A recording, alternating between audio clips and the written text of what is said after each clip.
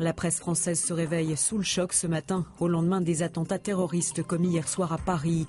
Toutes les unes des journaux y sont évidemment consacrées à l'image de Libération qui titre « Carnage à Paris » avec l'image choc d'un blessé ensanglanté.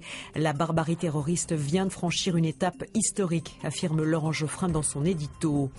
Le Monde évoque la terreur à Paris, avec là aussi la photo d'une victime prise en charge par des médecins.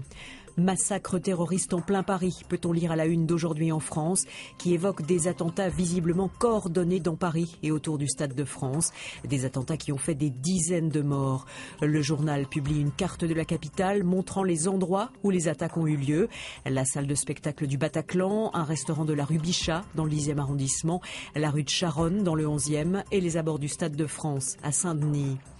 Pour le Figaro, c'est la guerre en plein Paris qui a éclaté.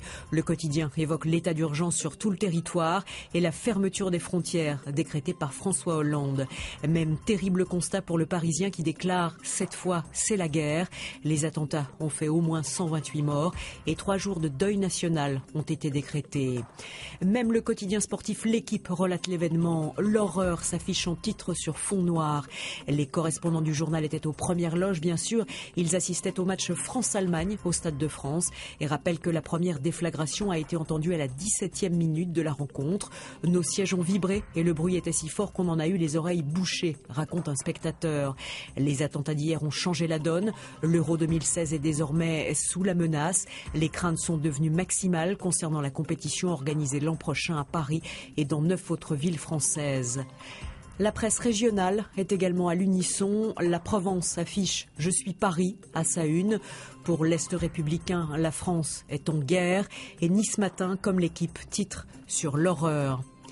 La presse internationale, elle aussi, est sous le choc. Les journaux anglais The Independent, The Daily Mirror et The Sun évoquent le massacre dans les rues de Paris.